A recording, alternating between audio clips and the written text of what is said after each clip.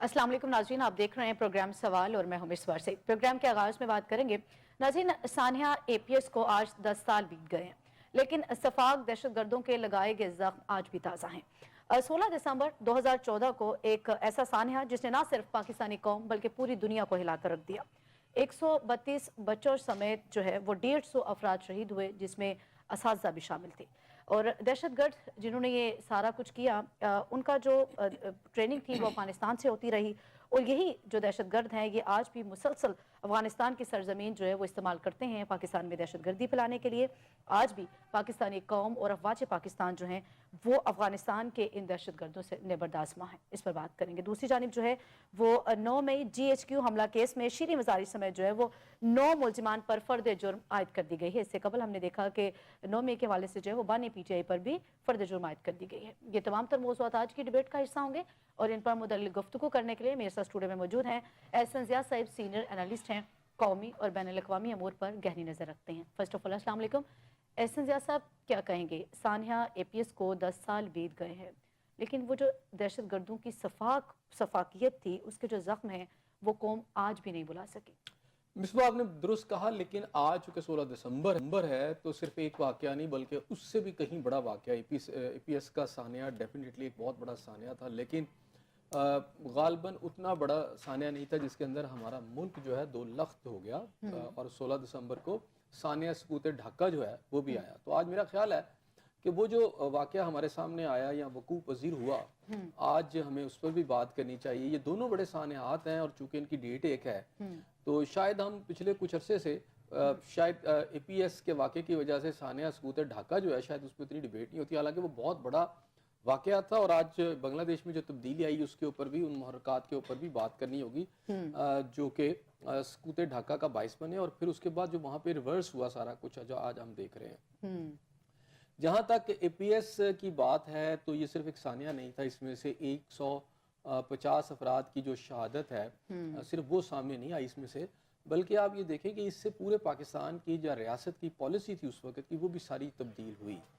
और तालिबान तो मेरा ख्याल है, या जिसे आप आज ख्वारिज कहते हैं, वो तो उस वक्त भी हमले कर रहे थे और आज भी कर रहे हैं, लेकिन ये एक ऐसा आप समझे कि चेंज थी जिसके बाद रियासत पाकिस्तान ने एक सख्त मौक़िफ़ अपनाते हुए उनके साथ आयरन हैंड के साथ डील किया। और शुमाली वज़ीरिस्तान और जनूबी वज़ीरिस्तान के अंदर एक बहुत बड़ा ऑपरेशन हुआ उसके नतीजे के अंदर। और उस ऑपरेशन के नतीजे के अंदर हम ये देखते हैं कि वो भी खैबर पख्तूनख्वा के इलाकों में भी ऑपरेशन हुआ। तो फिर चुन चुन के जो उस वक्त के जो ख्वारिज थे या तालिबान आप कहते हैं PTP से जिनका ताल्लुक था, फिर उनको वास्ते जंग किया गया। तो ये सूरत हाल थी। उसके अंदर स्टेट की एक पॉलिसी भी सामने आई। दूसरा ये है कि बच्चों की जो शहादतें हुई उसमें 130 के लगभग बच्चे भी थे। तो वो बताता है कि ये जो दहशतगर्द होते हैं ये किसी भी सफाकियत की इंतहाओं को पहुंच सकते हैं। सही। और इनके लिए इंसानी जान की कोई कदर नहीं है। इनके लिए ना बूढ़े कोई मानी रखते हैं, ना कोई जवान मानी रखते हैं, और ना ही बच्चे। और इतने मासूम बच्चों को शहीद किया जाना तालिबान की तरफ से, TTP की तरफ से, वो डेफिनेटली आज भी काबिल मजम्मत जो है वो एक एक्ट है, एक घनौना और मकरू एक्ट है। तो बहरहाल सॉरी टू इंटरप्ट, मुल्क में जो दहशतगर्दी होती है और ये वाला जो सानिया था इसमें जो दहशतगर्दी हुई, उन दहशतगर्दों को जो ट्रेनिंग मिलती रही वो अफगानिस्तान से मिलती रही। आज भी हम देखते हैं कि चाहे वो मुल्क में इंतखाबात से पहले की बात हो या इंतखाबात के बाद की बात हो, मुल्क में जो दहशतगर्दी है वो कम होने का नाम नहीं ले रही। कुछ दिन के बाद, कुछ मंथ्स के बाद हम देखते हैं कि दहशतगर्दी फिर सर उठाती है। ये तो मालूम है कि इनका जो ताना बाना है वो जो अफगानिस्तान से मिलता जुलता है, लेकिन इसका सदेबाप कैसे मुमकिन है? देखिए, ये समझे कि आप कंटिन्यूड को वॉर कह सकते हैं, और with in the boundaries of Pakistan ये लड़ी जा रही है। और ये आज से नहीं है, 9/11 के फौरन बाद से जो पाकिस्तान में हालात रूनुमा हुए, तो एक पूरा मुल्क है जो समझे कि उधर से वहाँ से दहशतगर्दी जो है यहाँ ट्रांसफ़र की जा रही है, ट्रेड की जा रही है। और वहाँ से अब जब वो इन्फिल्ट्रेशन होती है तो एक बहुत बड़ी बेस है अफगानिस्तान, पूरा का पूरा अफगानिस्तान एक मुल्क है। और फिर वहाँ कोई, आपको पता है कि कोई सिस्टम गवर्नमेंट तो नहीं है, वहाँ पर ग्रुप्स हैं, वहाँ पर इस तरह के टेररिस्ट ग्रुप्स वहाँ ट्रेनिंग ले रहे हैं। और वो एक ऐसा एरिया है अफगानिस्तान जो किसी एक हुकूमत के अंदर या किसी एक ग्रुप के कंट्रोल में नहीं है। डिफरेंट पार्ट्स हैं, डिफरेंट के कबायली लीडर्स हैं, और पीछे इंटरनेशनल फोर्सेस हैं। پچھلے آپ سمجھے 2 دہائیوں تک افغانستان کے اندر مصباح ہم دیکھتے ہیں کہ ایک انٹرنلی ایک بہت بڑی وار فیئر چلتی رہی. اس میں پہلے رشینز آئے اور پھر امریکنز آئے اور پھر وہاں پہ ایک قتل عام وہاں پہ بھی ہوا ہے بہت بڑا, اور وہ ہو رہا ہے جاری وہاں پر بھی. تو بڑے عرصے کے بعد جب یہ امریکن فورسز نکلی ہیں, آپ یہ سمجھے ایکسٹرنل فورسز نکلی ہیں, تو پھر جا کے کہیں تھوڑا سا معاملات درست سطح پر آئے. لیکن وہ پھر یہ ہے کہ وہاں سے توجہ ہٹا کر پاکستان کے اندر جو ہے اس کو اب شفٹ کیا جا رہا ہے, اس وار فیئر کو یا اس وار کو یا اس وار کا جو میدان ہے اس کو. تو اس کو اتنی آسانی سے نہیں اس کو کیا جا سکتا. دیکھیں پورا ایک ملک ہے نا, یہ کون سی ایسی بات ہے کہ یہ ایک آدھا کو کیمپ ہے تو ہم اس کو روک لیں گے. پھر وہاں پر جب وہ ٹریننگ لے کے آتے ہیں تو وہاں جو بھی ہے پاکستان کی حکومت تو نہیں ہے وہاں پہ, وہاں تو ایک اور حکومت ہے, افغانستان کی حکومت ہے. اور افغانستان کی حکومت جب ان کا بھی کوئی کنٹرول نہیں ہے. یہاں ہم دیکھتے ہیں کہ ایک لمبے عرصے تک یعنی تقریباً 1 دہائی تک 2 دہائیوں تک مختلف فورسز جس کے اندر نیٹو بھی تھی, امریکنز بھی تھے, رشین بھی تھے, وہ وہاں پر رہے. لیکن وہ وہاں کے جو آپ سمجھے کہ جو وار کے اندر ملوث ایلیمنٹس ہیں اس کو کنٹرول نہیں کر سکے. ان کو مختلف بیکنگز ہیں. اچھا کولڈ وار کی اور اس کے بعد کی جو بڑی طاقتوں کی سر جنگ ہے یا ان کی جو پراکسی وار ہے وہ بھی اس سرزمین پہ لڑی گئی ہے. تو کوئی گروپ کسی کا سپلنٹر گروپ ہے تو کوئی کسی کا سپلنٹر گروپ ہے, کوئی کس کے پیچھے کوئی قوت ہے انٹرنیشنل تو کسی کے پیچھے کوئی اور قوت ہے. کہیں امریکہ آپ کو سپورٹ کرتا نظر آئے گا تو کہیں انڈیا انوالو ہے تو کہیں اسرائیل انوالو ہے. سو افغانستان جب تک وہاں پیس نہیں آتا, افغانستان کے اندر یہ گروپ جو ہے ان کا کلا کما نہیں ہوتا. یہ کہنا کہ جی پاکستان کے اندر نہیں ہوگی تو میرا خیال ہے یہ خارج از مکان ہے, امکان ہے کہ اگر آپ یہ جو بات کرتے ہیں. ہاں ایسے صاحب چونکہ آپ کہہ رہے ہیں کہ یہ تو اس پہ اس طرح جو ہے وہ اتنی جلدی یا پھر اس کے تحت جو ہے وہ قابو نہیں پایا جا سکتا, کیونکہ کہیں پہ انڈیا ملوث ہوتا ہے اور کہیں پہ جو ہے وہ امریکہ موجود ہوتا ہے, شامل ہوتا ہے. صاحب بارڈر کو سیل کر دینا مسئلے کا حل ہے؟ نہیں, بارڈر سیلز نہیں ہو سکتے. پہلے آپ سمجھے آپ کو زیادہ سے زیادہ سیل کیا کریں گے, خاردار ایک تار لگا دیں گے, یہی سیل ہے نا. تو وہ تو دیکھیں کسی نے جب انفلٹریشن کرنی ہے تو وہ کاٹ کے بھی آ جاتے ہیں. صحیح. اور ہر وقت اتنی لمبی جو ہے جو آپ کی ایک پوری سرحد ہے تو یہ تو مین ٹو مین تو نہیں ہو سکتا کہ پوری سرحد پہ ہر وقت 2 فوجی کھڑے ہوں یا 7 کھڑے ہوں. وہ تو ہوتا ہے کہ وہاں آپ کے وہاں پہ کیا کہتے ہیں کہ نگرانی ہو رہی ہوتی ہے, وائر بھی لگا دی جاتی ہے, لیکن پھر بھی انفلٹریشن جو ہے واقعات ہوتے رہتے ہیں. یہ کہنا کہ جی بالکل سیل کر دی جائے, کوئی ایسی دیوار کھڑی کر دی جائے کہ جناب ادھر سے ادھر کوئی نہ ادھر سے, تو ایسا نہیں ہوتا. تو میرا خیال ہے اسی چیز کی جو انسانی میں سمجھتا ہوں ایک کمزوری سمجھ لیں اس کو, یا آپ انسان ایک خاص حد تک ہی کسی چیز کو کر سکتا نا. تو یہ چیزیں جو ہے نا ہوتی رہتی ہیں. اب یہ ہے کہ اس میں یہ ہے کہ آپ جب زیادہ چیک کرتے ہیں تو اس میں کمی آ جاتی ہے, کم چیک کرتے ہیں تو پھر ذرا ہے کہ وہ اس میں زیادہ بڑھ جاتے ہیں. پھر سمپلی آپ یہ دیکھیں صرف خیبر پختونخوا نہیں ہے, بلوچستان کی پوری سرحد دیکھیں, ڈیورنڈ لائن پوری جو ہے نا یہ تقریباً 2000 کلومیٹر کی ڈیورنڈ لائن ہے, اس سے زائد کی ہے تقریباً. تو یہ پوری ڈیورنڈ لائن آپ لے لیں اور باقی بھی ایریا سارا لے لیں تو یہ بہت بڑی پٹی ہے. تو اس کو روکنا یہاں سے انفلٹریشن کو اتنا آسان ہے, اب تمام کاوشیں بھی کر لیں, کوششیں بھی کر لیں تو یہ ممکن نہیں ہے. ٹھیک ہے, تو سمپلی یہ کہنا کہ جی نا وہاں پر آپ کوئی بارب وائر لگا دیں گے یا کوئی دیوار کھڑی کر دیں گے, اول تو دیوار آپ نہیں کھڑی کر رہے, بارب وائر ہی لگا رہے ہیں, تو اس کے اندر سے آنا کوئی اتنی بڑی بات نہیں ہوتی. تو ایسا سب جو اسلحے کی اسمگلنگ ہے, اسلحہ بھی تو اسمگل ہو کے آ رہا ہوتا ہے نا. یہ بات آپ کی ٹھیک ہے, لیکن اچھا اب اس میں تو دیکھیں مصباح یہ نہیں ہے کہ جو آپ کے نون پوائنٹس ہیں, جیسے آپ کے پشاور کے ساتھ اگر آپ جاتے ہیں افغانستان سرحد کی طرف تو وہ والا پوائنٹ ہے, یا بلوچستان کے کوئی پوائنٹس ہیں, تو وہاں سے اب ضروری نہیں کہ نون پوائنٹ سے آپ کی اسمگلنگ ہو رہی ہو. میں نے آپ سے کہا نا انفلٹریشن جب ہوتی ہے تو اس وقت بھی وہ آ جاتے ہیں وہاں سے. مثلا میں نے تو یہ بھی دیکھا گدوں پہ رکھ کے وہ ویپنز جو ہیں وہ چھوڑ دیتے ہیں. گدا خود ہی سے افغانستان سے چلتا ہے, مختلف پہاڑی راستوں سے ہوتا ہے, وہ آ کے ادھر پاکستان میں جو بندہ ہوتا ہے جس کو ڈلیوری اس کے پاس خود ہی پہنچ جاتا ہے, کوئی بندہ نہیں اس کو کر رہا, وہ پہنچ جاتے ہیں, ان کو سکھایا جاتا ہے. تو بہت ساری ایسی چیزیں ہیں کہ جس میں میرا خیال ہے ہماری ریاستی ادارے بھی کوشش کرتے ہیں, لیکن ایون دین یہ چونکہ بڑا پورس سا بارڈر ہے تو وہاں اس طرح کے انسیڈنٹ ہوتے رہتے ہیں, اسلحہ آتا رہتا ہے. بہرحال آپ کو جیسے جیسے ریک اپ کرنی ہوتی ہے آپ نے ساری چیزوں کو, مزید آپ نے بڑھانا ہوتا ہے, تو میرا خیال ہے وہ ایفرٹس ہونی چاہیے. صاحب سمجھتے ہیں کہ جب تک اسلحے کی روک تھام کو یقینی نہیں بنایا جائے گا تو اس وقت تک تو پھر پرابلمز اس طرح تو حل نہیں ہو سکتی. دیکھیں سمپلی اسلحہ بھی ضروری نہیں ہے کہ اسلحہ جی وہاں سے آ رہا ہے, وہ تو آ رہا ہے آلریڈی اتنا آ چکا ہوتا ہے اور یہاں پہ بھی اویلیبل ہوتا ہے, اور جو آپ کے ٹیررسٹ گروپس ہوتے ہیں انہوں نے یہیں آپ دیکھیں نا کراچی کے اندر ہم نے دیکھا کہ جب وہاں ٹیررزم بڑے عروج پر تھی, دہشت گردی بڑی ہو رہی تھی, تو قبرستانوں سے اسلحہ مل رہا تھا, دبایا جاتا تھا, جب یوز کیا جاتا. تو اس طرح آپ کی جب رشین وار ہوئی ہے اور اس کے بعد افغانستان کے اندر امریکنز گھسے ہیں یا نیٹو فورسز گھسی ہیں, تو نہ صرف ان کے علاقوں میں بلکہ ہمارے علاقوں میں بہت سارا اسلحہ شاید زیر زمین بھی موجود ہے جسے پھر وہ یوٹیلائز کرتے ہیں, اور پھر ویسے بھی ہینڈلرز جو کرتے ہیں وہ کسی نہ کسی انداز میں جو اسلحہ ہے وہ پہنچا ہی دیا جاتا ہے. اسلحے کا پہنچنا دیکھیں نا, آپ اگر آج بھی لاہور کے اندر کسی کو انلیگل ویپن چاہیے تو وہ باڑے سے یہاں پہنچ جاتا ہے, آپ نے وہاں جا کے پیمنٹ کرنی ہے, لوگ پہنچا جاتے ہیں. تو بہرحال یہ چیزیں ہوتی ہیں, ان کو کم کیا جا سکتا ہے, لیکن بہرحال یہ واقعات بتاتے ہیں کہ اس وقت پاکستان کے خلاف کوئی چھوٹی قوتیں نہیں ہیں بلکہ ایک انٹرنیشنل سازش چل رہی ہے, ایک گریٹ گیم ہے جس میں پاکستان کو ٹارگٹ کیا جا رہا ہے. اس میں سب سے بڑی قوت تو آپ کے ہمسائے ممالک ہیں, ان کی اپنی پالیسیز ہیں جس کے اندر خاص طور پہ انڈیا ہے. اب انڈیا کے اگر ٹریننگ کیمپ جو ہیں افغانستان کے اندر ہے تو آپ اندازہ کر لیں نا کہ وہ پاکستان کو کس طرح ڈسٹرب کرنا چاہتے ہیں. تو پوری ایک قسم کی وار ہے, اسے پراکسی وار کہتے ہیں, یعنی انڈیا بھی اس وار کو لڑ رہا ہے, افغانستان کے اندر گروپس بھی لڑ رہے ہیں, اور وہ کیا ہے کہ پورا ایک انڈیا پوری سپورٹ کر رہا ہے افغانستان کے اندر کہ پاکستان کے اندر انفلٹریشن ہو, دہشت گردی کی کاروائیاں ہوں. اسی طرح اے پی ایس کا جو واقعہ ہے یہ بھی افغانستان کی طرف سے کیا گیا, جیسے آپ نے خود پروگرام کے شروع میں کہا کہ جو افغانستان سے کیا گیا. اب اس میں یہ دیکھیں کہ بعد میں پتہ چلا کہ کچھ نیوز یہ بھی آئیں کہ بعد میں عمر نامی اس میں بندہ تھا جو اس میں مین ایک ماسٹر مائنڈ بھی تھا, یا اس نے اس میں انوالومنٹ بھی تھی, وہ دہشت گرد تھا, وہ بعد میں پتہ چلا جی کہ وہ ڈرون حملے میں, امریکن ڈرون حملے میں افغانستان میں مارا گیا. یہ بھی نیوز تھی کہ بہت سارے اس میں جو لوگ شامل تھے وہ افغانستان میں مارے گئے, یا پھر بعد میں ہماری سیکورٹی فورسز نے ان کو آپریشن کر کے ختم کیا. تو بہرحال یہ بہت بڑا سانحہ تھا, آج اسے یاد کرنا چاہیے. ایک تو یہ ہے کہ جو اس میں جن کی جانیں گئیں اللہ تعالیٰ ان کی ارواح کو کروٹ جنت الفردوس میں اعلیٰ مقام عطا فرمائے, ان کی آخرت کی منزلوں کا آسان فرمائے, ان کے لواحقین کو صبر دے. ظاہری بات ہے جو بچہ چلا گیا اس کے والدین کو بس اللہ پاک ہی صبر دیں, ورنہ کوئی ماں اپنے بچے کو تو نہیں بھول سکتی, نہ کوئی باپ اپنے بچے کو بھول سکتا ہے. وہ معصوم سے بچے تو وہ تو پڑھنے گئے تھے, انہیں تو پتہ نہیں تھا ان کے ساتھ کیا ہو جائے گا.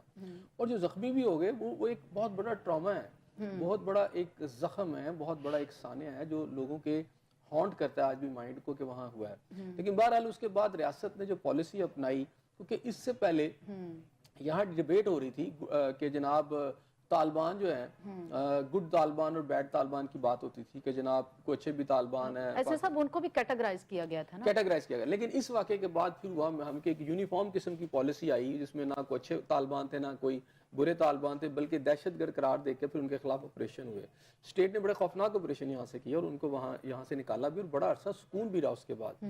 ٹھیک ہے, لیکن یہ جو واقعات آپ کو بتاتے ہیں کہ جناب آپ کی جو لوپ ہولز ہیں سیکیورٹی سسٹم کے اندر وہ کیا کیا ہو سکتے ہیں, اور پھر یہ ہے کہ خاص طور پر معمار ہیں بچے آپ کی اس قوم کے, ان کو ہم نے کیسے ان کی حفاظت کرنی ہے اسکولوں کے اندر, کالجز کے اندر, کیونکہ اگلی نسل ہماری جو ہے سارا مستقبل ان کے پاس ہے پاکستان کا. یہ نسل تو ہے وہ کام کری ہے پاکستان کے لیے, لیکن اگلی جو نسل ہے اس کا پاکستان کا سارا انحصار ان کے کندھوں کے اوپر ہے, اور وہ بھی ایک رول پلے کر رہے ہیں اپنا, ٹھیک ہے, اور وہ پڑھ رہے ہیں.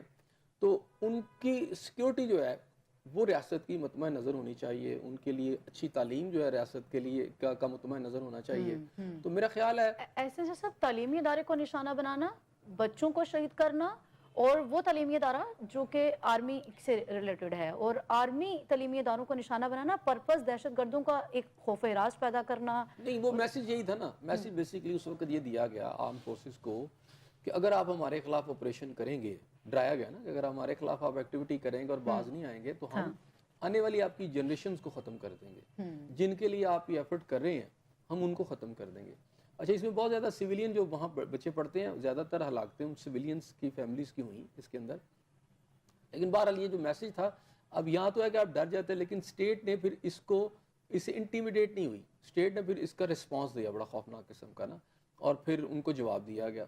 لیکن بعد میں آنے والی پالیسیز دیکھیں مصباح, اس نے بڑا نقصان پہنچایا. عمران خان صاحب کے دور کے اندر ایک انٹینشنل ایفرٹ کی گئی کہ جناب وہ جو طالبان ہیں ان کو یہاں پہ سیٹل کیا جائے, ان سے کوئی معاہدے کیے جائیں کہ وہ ٹیررزم نہ کریں. اس بنیاد کے اوپر بہت سارے لوگ جو تھے ان کو معافیاں دے کر ان کو سیٹل کیا گیا. پھر یہ ہے کہ اس کے اندر کچھ ایسے لوگ تھے پی ایس کے واقعے کے اندر کہ جو بعد میں ان کے بارے میں یہ پتا چلا کہ یہ بھی ماسٹر مائنڈ تھے اور پھر یہ فرار بھی ہوئے. اچھا, اس وقت یعنی کہ ہتھیار پھینک دینا, یا پھر وہی بات آ گئی نا good Taliban and bad Taliban, وہ کر لینا, بعد میں وہ انہی کارروائیوں میں ملوث ہوتے ہیں. دیکھیں اس وقت کا یہ جو بڑا غلط فیصلہ تھا, اچھا, جب آپ ان لوگوں کو جو کہ آپ کے یہاں ٹیررزم کر رہے ہیں ان کو عام معافی دے کر, اور آپ نے یہ کہا کہ جی ہم ان کو معافی دے دیں گے, وہ اسٹیٹ کے خلاف نہیں لڑیں گے, اس کی وجہ سے جو وہ آئے, اور اس کے بعد اگر آپ مجھے آج کہتے ہیں نا کہ آج کیوں ٹیررزم ہو رہی ہے, اس کی وجہ تھی کہ اس سے پہلے اسٹیٹ نے بڑا اسٹرکٹ قسم کا کامبنگ کر کے تو ان کو نکال دیا تھا, لیکن ان کو پھر لا کے بسایا گیا. یہ پی ٹی آئی کی پچھلی گورنمنٹ کے اندر ہوا. فیض حمید صاحب جو تھے اس وقت وہ بھی اس کے اندر کرتا دھرتا تھے. بہرحال یہ ایک ایسا اسٹیٹ کے لیول پر غلط فیصلہ تھا جس کا خمیازہ اس وقت ہم آج ہو صاحب آپ یہ کہنا چاہ رہے ہیں کہ اٹینشنلی یہ سارا کچھ کیا گیا تھا؟ بھئی ٹینشن نہیں ہوتا نا, اس کوئی وقت ان کو اس فیصلہ چیز سوچ کا کے ادراک تھا کہ ان کو عام معافی کا اعلان کر کے یہ تو آپ کی ملکی سالمیت کے لیے خطرناک لوگ ہیں, اب یہ اسی دہشت لیے گرد اس ہیں. کے بعد دیکھیں آپ, اس کے بعد پھر آپ دیکھیں نا 9/11 آپ کا 9 مئی کے واقعات ہوئے, اور 9 مئی کے واقعات کے بعد جو باتیں سامنے آئی کہ اسٹیٹ کی طرف سے یا ISPR کی طرف سے یہ کہا گیا کہ جناب یہ جو پولیٹیکل جماعت ہے اس کے پیچھے ماسٹر مائنڈ بھی ہیں, ٹھیک ہے, اور یہ جو انہوں نے پھر یہ سارے یہاں پر GH کے اس سمیت جس کے اندر ابھی آپ نے ایک بتایا شیریں والا جو فرد جرم عائد ہو چکی ہے, تو میرا خیال ہے وہ اور خوفناک واقعات ہوئے, اور ان کے تانے بانے وہیں ملتے ہیں جو لوگ یہاں آ کے سیٹل ہوئے, کیونکہ پاکستان کے اندر جو ٹیررزم ہے ہماری بہت ساری ایجنسیز رپورٹ دے رہی ہیں کہ افغانستان سے آتے ہیں, ٹھیک ہے, اسی میں آپ کی TTP بھی جو ہے وہ بھی ادھر وہیں ٹریننگ ہوتی ہے اور وہ سارا کچھ کرتی ہے. تو ان لوگوں کو یہاں لا کے دوبارہ بسانا, جبکہ آپ نے ایک دفعہ ایک بڑا آپریشن کر کے ان کو نکال دیا تھا, میرا خیال ہے یہ پروڈنس نہیں تھی, یہ سگاشیس سٹیپ نہیں تھا, بلکہ بہت غلط فیصلہ تھا. اس غلط فیصلے کے مضمرات جو تھے, اس کے جو نتائج تھے, آج پوری قوم بھگت رہی ہے. تو جو افغانیوں کو ملک بدر کیا گیا, ابھی حال ہی میں ہم نے دیکھا کہ اس کے بعد بھی تو دہشت گردی کی ایک نئی لہر اٹھی, اس نے بھی ملک کو مزید نقصان پہنچایا. یہ اس وقت کا ٹھیک فیصلہ تھا, ان کو ملک بدر تو کرنا تھا. دیکھیں ایک تو پہلی بات ہے کہ ملک بدر کرنا تھا, اتنے ملک بدر نہیں ہوئے, ویسے ہوئے تو ایک تعداد میں ہوئے ہیں, لیکن ابھی بھی آج بھی بہت سارے موجود ہیں. غلط فیصلہ اس لیے میں نے کہا نا کہ وہ آلریڈی یہاں پر آ کے سیٹل ہو گئے. اچھا, گورنمنٹ کے اندر انہوں نے باقاعدہ معاہدے کر کے ان کو سیٹل کر دیا یہاں پر آ کے ایک بڑی تعداد میں.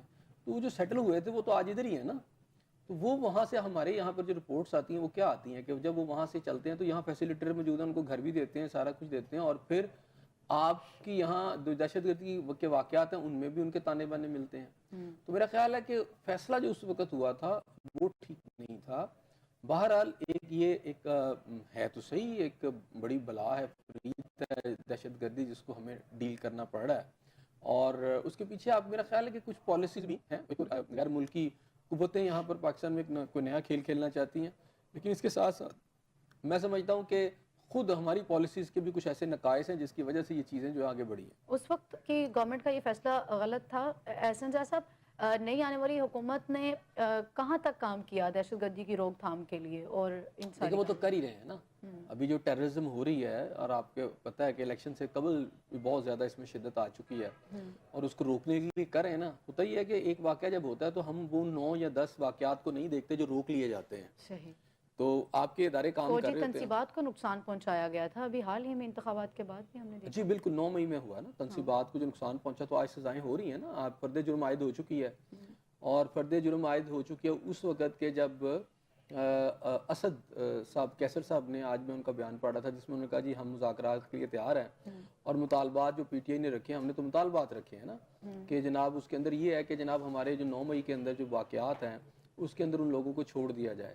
تو ریاست کی طرف سے جو جواب آیا, یا ریاست یا اداروں کی طرف سے جواب آ رہا ہے, یا عدلیہ کی طرف سے جواب آیا, اس میں تو فرد جرم عائد ہو چکی ہے. ٹھیک ہے, تو اس کا مطلب یہ ہوا کہ جو حکومت کی طرف سے جو کاروائیاں ہیں, اسے PTI کے خلاف سنبھال لیں یا 9 مئی کے جو ملزمان ہیں, وہ زیادہ تیز ہیں. ابھی جو فرد جرم اس سے پہلے تو بانی PTI کے حوالے سے تھی, اور اب جو ہے وہ شیریں مزاری سمیت ایسے سب مزید 9 لوگ اور بھی آ گئے ہیں. ابھی کیسر صاحب کی ہم بات کر رہے ہیں, ان کی جانب سے بھی یہی کہا گیا کہ وہ شرائط نہیں ہے, مذاکرات ہیں. PTI کو آپ سمجھتے ہیں کہ اب کوئی ایسا راستہ رہ نہیں گیا, مطلب PTI جتنے ان کے پاس کارڈ تھے وہ کھیل چکی ہے, اب بات جو ہے وہ مذاکرات کے اوپر آ کے ختم ہو رہی ہے؟ دیکھیں مذاکرات کیسے کریں, گنڈا پور صاحب کا بیان وزیر اعلیٰ, انہوں نے تو باقاعدہ اعلان بغاوت نہیں کیا, میں اس سے بھی کو بڑا اعلان اس دن کر دیا. انہوں نے کہا جی اب آئیں گے تو اسلحہ لے کے آئیں گے ہم, ٹھیک ہے, بانی PTI اجازت دے تو ہم ویپن لے کے آئیں گے, اور اب ہم جواب دیں گے ان کو سارا, ٹھیک ہے نا. میرا خیال ہے اس کے بعد اوپن وار کا اعلان کر دیا. ایک وزیر اعلیٰ کہہ رہا ہے کہ جب آئیں گے تو ہم ویپن لے کے آئیں گے, تو کس کے خلاف آئیں گے؟ ظاہری بات ہے ریاست کی فوج ہوگی, ریاست کے کی پولیس ہوگی, ریاست کے جو خفیہ ادارے ہوں گے, ریاست کی جو سول ایجنسیز, انہی کے خلاف چلائیں گے نا وہ سارا وہ ویپن جو ہے. وہ کس کے خلاف انہوں نے چلانا ہے؟ اگر یہاں کوئی اسٹیٹ روکنے کی کوشش کرے گی تو میرا خیال ہے ایک طرف آپ بیانات دے رہے ہیں کھلی بغاوت کا, کھلی سول وار کی باتیں کرتے ہیں, دوسری طرف آپ مذاکرات کی باتیں کرتے ہیں, تو میرا خیال ہے کہ یہ آگے چل نہیں سکتا, اور اس کا جواب بھی مل رہا ہے. اچھا, اس میں ایک اور خواجہ آصف صاحب نے بھی بات کی ہے, میرا خیال ہے وہ بھی تھوڑا سا اس میں وٹج ہے. انہوں نے یہ کہا کہ ہم کن کے ساتھ مذاکرات کریں. بات یہ ہے کہ بانی پی ٹی آئی نے تو عدم اعتماد کا اظہار کر دیا ہے جن لوگوں کے اوپر جو کہ آگے باہر مذاکرات کریں. ان کا جو بیان اس دن آیا کہ جناب ایسے لگتا ہے کہ سب گڈی گڈی چل رہا ہے, تو انہوں نے کہا کہ یہ تو ایک تو ان کا عدم اعتماد ہے. تو اگر ہم فرض کیا بیانہ ان کے ساتھ کر بھی لیں مذاکرات, تو پیچھے سے بانی پی ٹی آئی کہے جی میرا تو تعلق ہی کوئی نہیں ان سے جن سے آپ نے مذاکرات کی ہیں. تو میرا نہیں خیال کہ گورنمنٹ کے اور اس وقت پی ٹی آئی کے جو مذاکرات ہیں جس کے لیے انہوں نے سول وار کی بات کی تھی, ہم سول وار چلائیں گے, تو سول وار کہاں انہوں نے چلانی ہے. بہرحال اسی کی وجہ سے اب مذاکرات ہمیں لگتا ہے کہ وہ ہو نہیں. بانی پی ٹی آئی کو کہنا پڑا کہ باہر تو سب ٹھیک چل رہا ہے, یعنی انہوں نے کہا تھا نا کہ باہر تو سب گڈی گڈی چل رہا ہے, باہر کا ماحول ٹھیک ہے. آپ کو لگتا ہے کہ اس وقت انہیں بھی یہ چیز معلوم ہے کہ جو باہر والے لوگ ہیں, یا بانی پی ٹی آئی کو ان کے اوپر اعتماد اس طرح نہیں ہے؟ دیکھیں, بانی پی ٹی آئی کو اعتماد ہوتا تو اس طرح کے بیانات ہی نہیں آتے تھے. تو اب انہوں نے اپنے خدشات کا اظہار کس کے خلاف کیا؟ اپنے ہی لوگوں اپنی قیادت تھی, اپنی قیادت کے خلاف کیا نا. تو واقعی گورنمنٹ کا بھی پوائنٹ یہ ٹھیک ہے کہ پھر ہم کس کے ساتھ مذاکرات کریں. اور دوسری بات ہے کہ آج بانی پی ٹی آئی نے پھر کہا کہ ہم ایک نئی کو موومنٹ چلا رہے ہیں اور سب تیار رہے ہیں اور جلدی چلا دیں گے. اچھا, ڈیٹ نہیں دی. ایک طرف گنڈا پور صاحب جو ہیں وسلہ اٹھا کر گولی چلانے یا مارنے کی بات کرتے ہیں, تو دوسری طرف بانی پی ٹی آئی بھی کہتے ہیں کہ جی ہم بڑا اقلاع امر لا رہے ہیں. تو یہ جو پی ٹی آئی ہے وہ تو کسی بھی صورت میں مجھے نہیں لگتا کہ وہ کوئی آپ کے ساتھ پرامن مذاکرات کی طرف جانا چاہتی ہے. وہ ایک طرف آپ کو تھریٹ کرتے ہیں, آپ کو ریاست کو, اسٹیٹ کو, حکومت کو, اور دوسری طرف مذاکرات کی بات بھی کرتے ہیں. حکومت سنجیدگی کی طرف جائے گی مذاکرات کے حوالے سے, یا ابھی تو آپ کو لگتا ہے کہ یہ بھی ایک اچھا تاثر ہے دیکھیں, حکومت شیریں کے مزاری صاحبہ جو ہیں ان کے خلاف جو کچھ ہو رہا ہے اس وقت, یا فرد جرم عائد ہو چکی ہے, ریاست اس کیس کو لڑ رہی ہے عدالت کے اندر, اس کے بعد آپ کو لگتا ہے کہ ریاست کیا چاہتی ہے؟ آپ کو نظر, میرا خیال ہے مجھے تو بڑا واضح ہے کہ اسٹیٹ جو ہے وہ کسی بھی صورت میں 9 مئی کے واقعات کے اوپر پیچھے ہٹنے کو تیار نہیں ہے. اور ایسی صورت کے حال کے اندر مذاکرات آپ کیسے کریں گے؟ مجھے تو یہ نہیں سمجھ آ رہی گنڈا پور صاحب آدمی کس کے ہیں. ایک طرف آپ کہتے ہیں کہ ہم جو ہیں, گنڈا پور صاحب کس کے آدمی ہیں؟ گنڈا پور صاحب تو وکٹ کے دونوں جانب کھیل رہے ہیں نا, بہت دفعہ آپ کہہ چکے ہیں کہ وہ دونوں جانب کھیل رہے ہیں, تو وہ آدمی تو ان کے بھی ہو سکتے ہیں, آدمی وہ ان کے بھی ہو سکتے ہیں. پی ٹی آئی دیکھیں, بانی پی ٹی آئی نے رکھا تو انہوں نے, بانی پی ٹی آئی نے, یا تو اسے اظہار لا تلقی کر دینا ان سے, وہ بھی نہیں کرتے نا. اب بات یہ ہے کہ بانی پی ٹی آئی جو بھی کہہ رہے ہیں, اس کو ایک طرف آپ کہتے ہیں کہ جی مذاکرات کریں گے, نہیں کریں گے تو سول وار کا جو ہے ہم ہو جائے گی, اور پھر ہم ایک موومنٹ چلائیں گے, سول ڈس اوبیڈینس کریں گے. تو وہ سول ڈس اوبیڈینس آپ ایک طرف یہ سارا کچھ کہہ رہے ہیں, اور دوسری طرف مذاکرات کی باتیں کر رہے ہیں. تو یہ دونوں پیرلل چیزیں کیسے چلیں گی؟ ایسے میں گنڈا پور صاحب ایک ایسا دھانسو قسم کا بیان داغتے ہیں کہ جس کے بعد مذاکرات کی کوئی کسر رہ ہی نہیں جاتی, کوئی مذاکرات رہنے کی کوئی گنجائش ہی نہیں رہتی. یعنی حکومت اگر ان سنجیدہ لینا بھی چاہے مذاکرات کو, تو یہ گنڈا پور صاحب ہیں جو نقصان پہنچا رہے ہیں. ساری نہیں, اس وقت دیکھیں نا, ایک طرف خود بانی پی ٹی آئی کا بیان ایسا آتا ہے کہ گورنمنٹ کو ایک جواز مل جاتا ہے, خود گنڈا پور صاحب کا ایک ایسا بیان آیا کہ جواز مل گیا. تو باہر والی جو قیادت ہے وہ کیوں اتنی جو ہے وہ اس چیز کے اوپر ڈیم شور ہے کہ ہمیں تو کرنے ہیں؟ نہیں, شور نہیں ہے, انہوں نے کہا آج بھی, یا اس کے اوپر رضامندی, وہ کیوں رضامندی کا اظہار؟ تیار ہے مذاکرات. اسد کیسر صاحب اس سے پہلے بھی اسد صاحب کہہ چکے ہیں. ہاں, میں نے وہی کہا نا, وہ تیار تو ہیں لیکن ماحول نہیں ہے.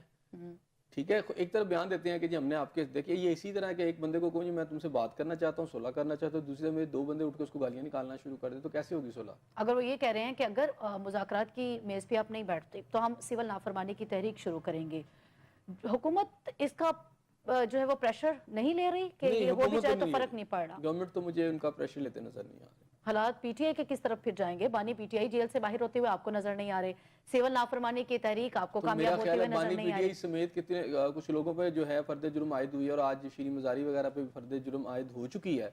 اس کے بعد پی ٹی آئی کے لیے حالات کدھر جا رہے ہیں؟ میرا خیال ہے بالکل کلیئرٹی کے ساتھ چیزیں سامنے آ رہی ہیں. ملٹری ٹرائل کی باتیں بازگشت اب پہلے سے زیادہ تیز ہو گئی ہے, اور وہ چونکہ جن کے اوپر آج فرد جرم عائد ہو گئی ہے ان حوالے سے بھی جو ہے وہ ملٹری جو ٹرائل ہے اس کی بازگشت سنائی دے رہی ہے. دیکھیں, وہ کوشش ہو رہی ہے, ٹھیک ہے نا, اور مجھے لگتا ہے کہ کچھ ایسی چیزیں ہو رہی ہیں جس سے لگتا ہے کہ یہ اس طرف چیزیں چلی جائیں گی. تو لیٹس سی. फैज़ हमीद साहब का जो मामलात हैं, आप वो सारी चीज़ें सामने आ गई, वो आपको लगता है कि अभी जो मौजूदा हुकूमत है या नई आने वाली जितनी भी गवर्नमेंट्स होती हैं, उनके लिए भी एक सबक है कि आपको अपनी अपनी डोमेन में रह के काम करना है, चाहे वो फैज़ हमीद साहब जैसे लोग हों या फिर वो हुकूमत जैसे जी जो वो हों? बिल्कुल, मेरा ख्याल है कि हर वो आदमी जो गवर्नमेंट सर्वेंट है उसको चूँकि वो हेल्प भी लेता है, हुँ, तो उसको किसी ऐसी चीज़ में इन्वॉल्व होना भी नहीं चाहिए। हुँ, वो हेल्प भी ले चुका होता है और लॉज कवानीन उसको इस बात की इजाज़त भी नहीं देते, फिर भी अगर वो ये सब कुछ करता है हुँ। तो फिर उसके खिलाफ कार्रवाई तो होनी चाहिए। अ, ये मुमकिन है कि आप जो हैं वो एक पेज पे ना हों, अपनी अपनी डोमेन में भी रह के काम करें, और एक यहाँ पे तो ये कहा जाता है ना कि हम एक पेज पे हैं, एक पेज पे ना हो तो फिर हालात स्मूथ हो जाते हैं, काम अच्छा चलता रहता है। देखिए मेरी बात सुनिए, ये ऑन पेज यानी ऑन वन पेज जो है ना, ये हम्म, मेरा ख्याल है ये टर्म ज़्यादा मैंने सुनी है पीटीआई के दौर में कि फ़ौज और जो है हुकूमत एक पेज पे है। हम्म, देखिए हुकूमत जो है बुनियादी तौर पर नुमाइंदे हैं अवाम के, जिन्होंने उनको असम्बलियों में भेजा, हुकूमत की है। हम्म, और फ़ौज एक इस रियासत का इदारा है जो हुकूमत के ताबे है। सही। वन पेज पे तो इसको होना चाहिए, वैसे ही सबको होना चाहिए, हम्म, क्योंकि गवर्नमेंट ने अपनी जितनी भी गवर्नमेंट चलानी है या अपने ऑर्डर्स की इम्प्लीमेंटेशन करनी है या मुल्क की हिफाजत करनी है या लॉ एंड ऑर्डर को करना है, तो जो नीचे रियासती इदारे हैं उन्होंने गवर्नमेंट को ओबे करना है तो होना है। हम्म, तो उसको उनको एक लिहाज में वन पेज पे होना भी चाहिए और दूसरे लिहाज से वन पेज पे भी नहीं होते, वो मातहत अदारे हैं सारे। हम्म, तो उन्हें गवर्नमेंट की लाइन को टो करना है। हम्म, लेकिन बदकिस्मती से हमारे यहाँ शायद कोई बराबरी का कॉन्सेप्ट आ गया है हम्म, कि जनाब वो जो इदारा है वो हुकूमत के पैरेलल काम कर रहा है। अच्छा अमलन कुछ भी हो, लेकिन ये कंसेप्ट नहीं ठीक है। कंसेप्ट तो यही है कि गवर्नमेंट जो है उसको ताकतवर होना चाहिए, गवर्नमेंट जो है उसके फैसले जो कि वो अवाम के नुमाइंदे हैं कॉन्स्टिट्यूशन के तहत, वही जो है इस हवाले से हिदायत दे सकते हैं और बाकी इदारों ने उनकी लाइन को टो करना है। हम्म, तो अगर वो इसी तरह है कि आपके इदारे जो हैं शायद आपकी हुकूमत से बड़े हो जाए तो फिर तो मुझे समझ आती है, लेकिन अभी ऐसा होना नहीं चाहिए। सही। बानी पीटीआई के केसेस जो हैं, आप समझते हैं कि बेशतर केसेस तो वही हैं वो जो मतलब सियासी मुकदमात हैं, हर हुकूमत आती है अपोजिशन के ऊपर इसी तरह के मुकदमात होते हैं, और वही वो मुकदमात हैं, वही वो केसेस हैं जो इस वक्त बानी पीटीआई फेस कर रहे हैं। देखिए ये क्या मतलब ये इसमें हकीकत मामूली नहीं है? वाकयात नहीं है। देखिए इसको थोड़ा इस तरह समझ लें कि अभी हमने बात की 16 दिसंबर की और उसमें सकूते ढाका भी है।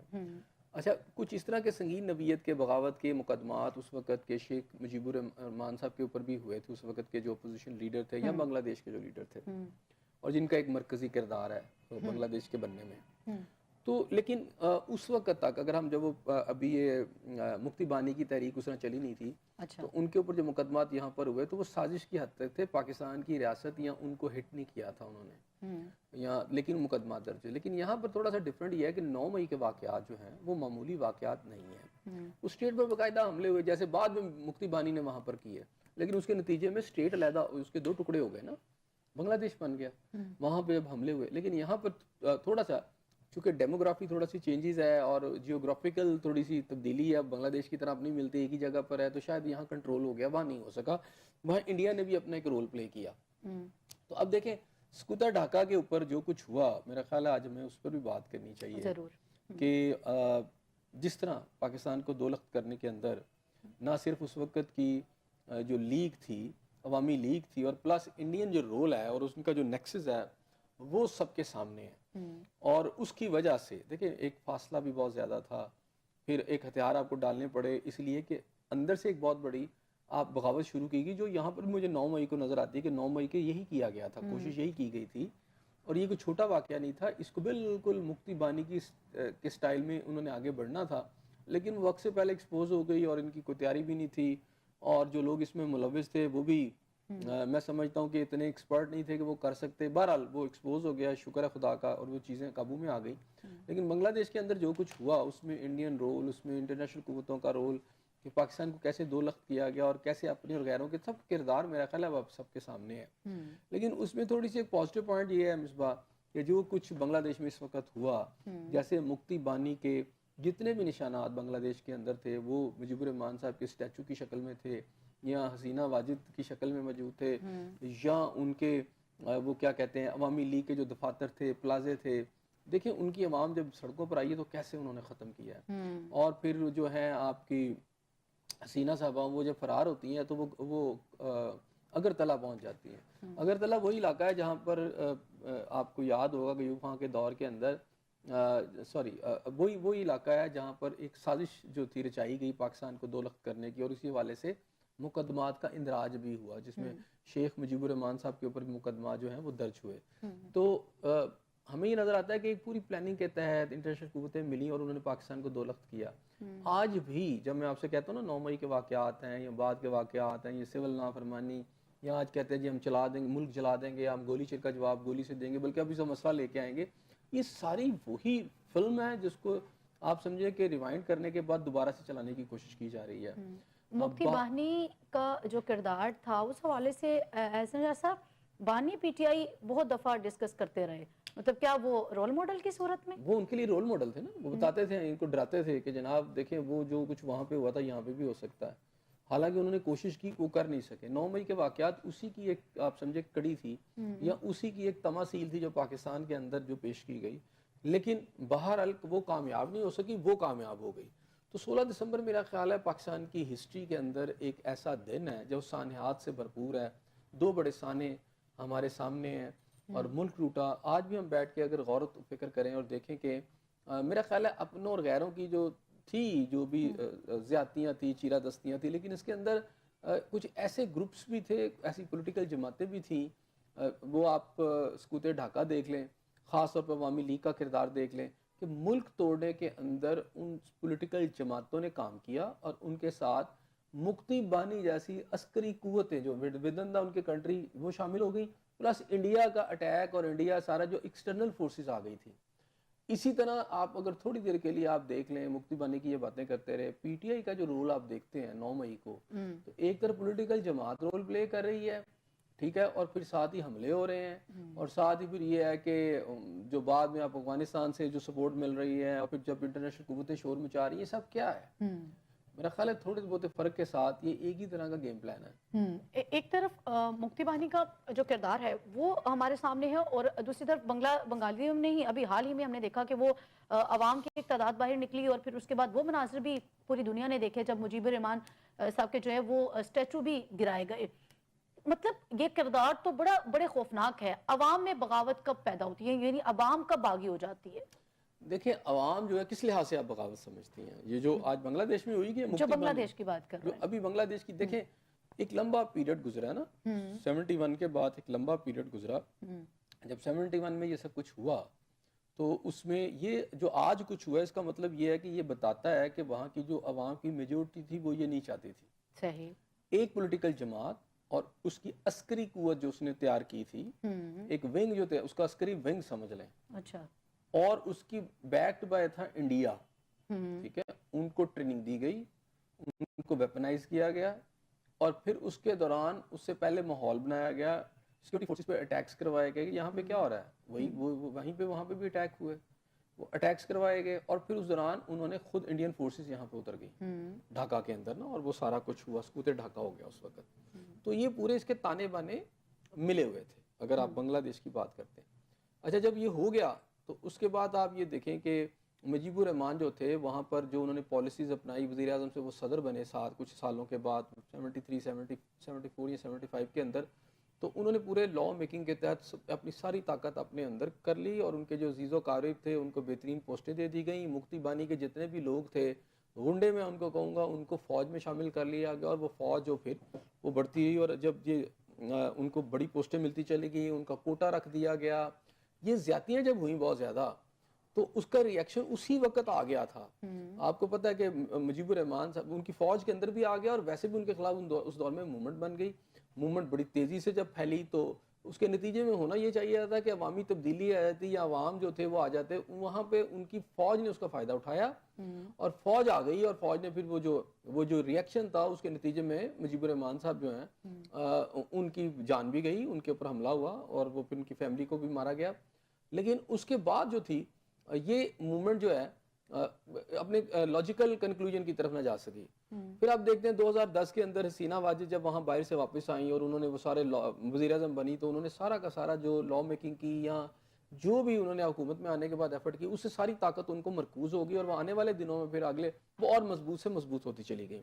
اور یہ ہے کہ پھر مکتی بانی اور پھر اینٹی پاکستان نعرہ، پھر وہاں پر جو لوگ تھے جنہوں نے بنگلہ دیش کے اندر جن کے ساتھ پہلی زیادتیاں ہوئی تھی ان کے خلاف پھر اور زیادہ آپریشن، وہاں جماعت اسلامی کے لوگوں کو پھانسیاں، اس سے ری ایکشن جنم لیتا گیا. پھر وہ جو کوٹا تھا وہاں کا جو آج اسٹوڈنٹ ہے وہ اس کو وہ جو وہاں تبدیلی آئی تھی، جو بنگلہ دیش بنا تھا، اس کو کبھی کوئی فائدہ نہیں پہنچا.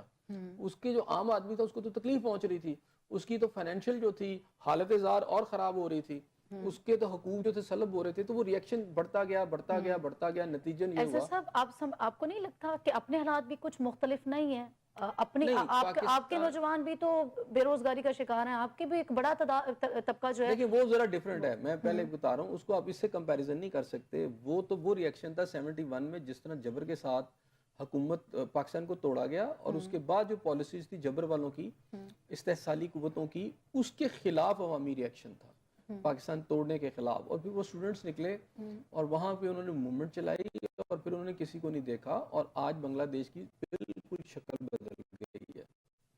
ٹھیک ہے، پاکستان کے اندر کچھ اور چیزیں چل رہی ہیں نا، پاکستان کے اندر ایسا پرسیپشن دینے کی کوشش کی جا رہی ہے. اور دیکھیں پاکستان کو تو پہلی بات آپ سٹیبل ہی نہیں ہونے دے رہے. ایک طرف ٹیررزم ہے، دوسری طرف ہے کہ جو پولیٹیکل جماعت ہے جو کلیمنٹ ہے کہ جی the largest political party of the country, وہ ہر وقت آپ کے احتجاجی سیاست میں گھسی ہوئی ہے. تو ظاہری بات ہے کہ جس گورنمنٹ نے آنا ہے اس کو ترقی کی اور خوشحالی کے منصوبے چلانے کے لیے کوئی ٹائم چاہیے، کوئی ملک میں امن ہو. وہ امن ہی نہیں ہونے دے رہے، نہ وہ انہیں بیٹھنے دیتے ہیں، اور اس کے نتیجے کے اندر پھر پاکستان کی جو مالی حالت ہے یا پاکستانیوں کی جو معاشی حالت ہے وہ دیگر ہوتی چلی جا رہی ہے. اس لارجسٹ سیاسی جماعت کو اب اس چیز کا ادراک ہو چکا ہے کہ لوگ اس طرح باہر نہیں نکلیں گے، کیونکہ جب بھی کال ہوتی ہے تو عوام کی بات نہیں ہوتی، بانے پیچھے کی بات ہوتی ہے.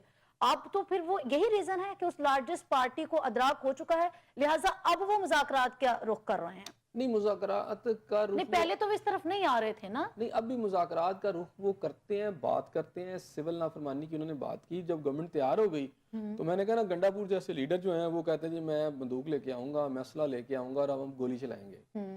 تو وہ سارے مذاکرات ہونے سے پہلے ان کے اپنے لوگ ناکام بنا دیتے ہیں. ٹھیک ہے نا، آپ کہتے ہیں جی ٹھیک ہے نہیں آپ کریں، ہم ساتھ تعاون کریں. تو مذاکرات تو ایک بہتر ماحول میں ہو سکتا ہے. یہ تو نہیں ہے کہ دو پارٹیاں ہیں، وہ ایک نے اسلحہ اٹھایا ہوا ہے، دوسرا کہتا ہے کہ جی میں بات کرنا چاہتا ہوں، وہ کہتے ہیں نہیں ہم اسلحے سے بات کریں گے، ہم گن پوائنٹ پہ بات کریں گے. تو اس طرح تو مذاکرات نہیں ہوتے. سول نافرمانی کی تحریک کا جو وہ بتا رہے ہیں، اس سے پہلے آپ سمجھتے ہیں کہ ایک اس طرح کی سول نافرمانی کی تحریک تو چلا کے پی ٹی آئی نے دیکھ لی، کوئی افیکٹو تحریک وہ نہیں تھی، تو پھر جب ایک تحریک ناکام ہو جاتی ہے اس کو دوبارہ دہرانا کہیں پہ کسی سیاسی جماعت کی یہ سیاسی دانش مندی ہے؟ دیکھیں اس کے پیچھے ایجنڈا ہی کچھ اور لگ رہا ہے نا. یہ ایک پولیٹیکلی آپ لیڈ نہیں کر رہے، آپ پولیٹیکلی آگے لی چیزیں نہیں لے جا رہے. مجھے ایسے لگتا ہے کہ پیچھے کوئی ماسٹرز اور ہیں، وہ ماسٹرز جو اشارہ کرتے ہیں اس اشارے کے مطابق پاکستان کے اندر وہ نہیں چاہتے کہ اس وقت کوئی امن ہو. اور شاید مجھے لگتا ہے کہ وہ تانے بانے جو آپ کے یہاں کے پولیٹیکل لوگ ہیں ان کے جو یہ سارا کچھ کر رہے ہیں، ان کے تانے بانے کہیں پیچھے سے کہیں اور ڈوریاں کہیں اور ہیں. وہ جو ڈوری ہے نا پیچھے، وہ نہیں چاہتے کہ پاکستان کے اندر امن ہو، پاکستان کے اندر اکانومی بہتر ہو، پاکستان کے اندر جو آپ کا چائنیز اکنامک کوریڈور ہے وہ ترقی کرے. تو شاید ان کی یہ ضرورت ہے کہ پی ٹی آئی کا جو ایک رول ہے وہ احتجاجی رہے اور کوئی ایسی کنکلوژن نہ نکل سکے جس کی وجہ سے سارے مل بیٹھیں یا کوئی مسئلے کا حل نکل آئے. تو دھمکیاں اور اس طرح کی ساری باتیں میرا خیال ہے اسی کا نتیجہ ہے. ایسا سب جو اندرونی ماسٹرز مائنڈ تھے جن کا یہ 9 مئی کا سارا کرتا دھرتا تھا وہ تو پکڑے گئے، بلکہ اب تو سارے کے سارے پکڑے گئے. اب جو بیرونی آپ طاقتوں کی بات کر رہے ہیں، پھر ان کا سدباب کیسے ممکن ہے؟ وہ کیسے پکڑے جائیں؟ دیکھیں بیرونی طاقتوں کا سدباب نہیں ہوتا، آپ اپنے ہی جو آپ کی ڈومین ہوتی ہے اس میں گورنمنٹ چل سکتی ہے نا. آپ کے عدالتوں کا اثر و رسوخ افغانستان میں نہیں ہے، نہ کہیں اور ہے دنیا میں. نہ آپ کی جو سیکیورٹی فورسز ہیں یا آپ کے جو ادارے ہیں وہ انہوں نے جا کے افغانستان سے بندہ اٹھا کے لا سکتے ہیں. ظاہری بات ہے کہیں ٹی ٹی ہوگا تو آپ لا سکتے ہیں. تو آپ کی عملداری نہیں ہے نا، آپ کی عملداری تو اپنے ملک میں ہے. تو انٹرنیشنل قوتوں پر آپ کی عملداری تو نہیں، آپ بات چیت کر سکتے ہیں نا، یا آپ ان کو دھمکی دے سکتے ہیں، وارننگ دے سکتے ہیں، یا ان کی منت سماجت کر سکتے ہیں. تو یہ وہاں تو ساری چیزیں چل رہی ہیں. لیکن اگر ان کا ایجنڈا کچھ اور ہے اور وہ کہتے ہیں ہم نے ہر صورت پاکستان کے اندر جو ہے امن نہیں ہونے دینا، پاکستان کو نقصان پہنچانا ہے، تو ظاہر بات ہے وہ اپنے ایجنڈے پہ کام کر رہے ہیں. اندرونی بغاوت اگر کوئی سیاسی جماعت جو ہے وہ کسی عسکری ونگ کے ساتھ مل کے کچھ اس طرح کے معاملات یا ملک کی سالمیت کو نقصان پہنچانے کے لیے کوئی بھی حربہ استعمال کرے گی تو پھر اس کا حشر پی ٹی آئی نے تو دیکھ لیا وہ جو کچھ ہوا. باقی سیاسی جماعتوں کا جو ہے وہ کوئی ایک اچھا خاصا سبق ہے. میرا خیال ہے سب کے لیے سب کو پتا، اور میرا نہیں خیال کہ پاکستان کی باقی جو سیاسی جماعتیں ہیں جو کہ واقعی ایک دانش رکھتی ہیں، ویژن رکھتی ہیں، یہ واقعی سیاسی جماعتیں ہیں تو وہ تو اس طرح کی کسی چیز میں انوالو ہوں گی. نون لیگ کے اوپر ایک لمبا عرصہ آیا سختی کا، لیکن انہوں نے کبھی اس طرح نہیں کیا. پاکستان پیپلز پارٹی پر اس طرح ہے، حالانکہ اس دور میں الافکار کی باتیں ہوئی لیکن اس طرح کی سچویشن نہیں ہوئی ڈیولپ.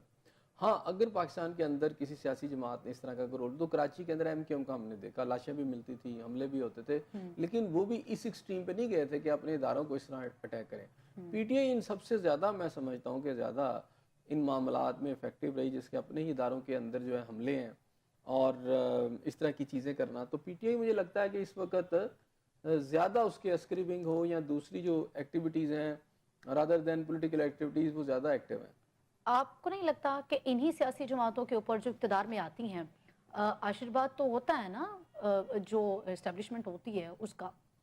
دیکھیں پولیٹیکل جماعتوں پر اسٹیبلشمنٹ کا آشیرواد ہونا بھی نہیں چاہیے، لیکن اگر حقیقت دیکھی جائے تو وہ چاہے عمران خان تھے، بھٹو صاحب تھے یا نواز شریف صاحب تھے، سب کے اوپر اثر رہا. ان کو لانے والے بھی اسٹیبلشمنٹ والے تھے. لیکن ظاہری بات ہے اقتدار بڑی ظالم چیز ہے. جب آپ آ جاتے ہیں اور آپ وزیر اعظم بن جاتے ہیں تو پھر آپ چاہتے ہیں کہ آپ کام کریں. تو جب آپ کو لگتا ہے کہ آپ کی راہ میں کوئی رکاوٹیں ہیں تو پھر آپ اس کی وجہ سے اگر آپ دیکھیں تو بھٹو صاحب کا بھی پھر جو کیا نتیجہ نکلا کہ وہ اسی اسٹیبلشمنٹ کے خلاف ہو گئے، جس کی وجہ سے انہیں پھانسی چڑھنا پڑی.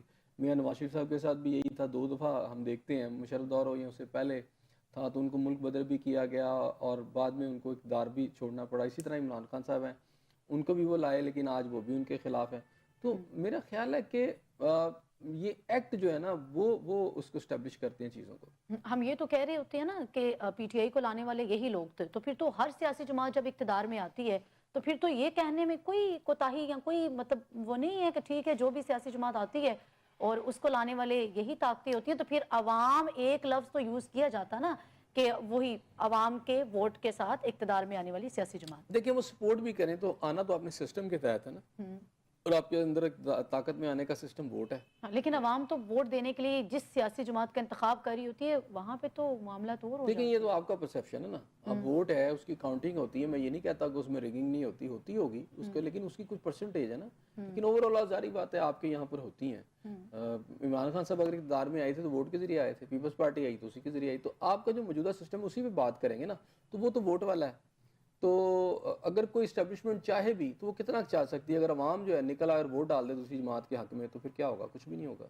صحیح، یعنی کہ 8 فروری کے الیکشن میں عوام جو ہے وہ نکلی ہی نہیں تھی. حسن صاحب بہت شکریہ آپ کا. ناظرین آپ کا پروگرام دیکھنے کا بے حد شکریہ. فی الوقت مجھے کل پھر ملاقات ہوگی، سیم چینل سیم ٹائم. اللہ نگہبان.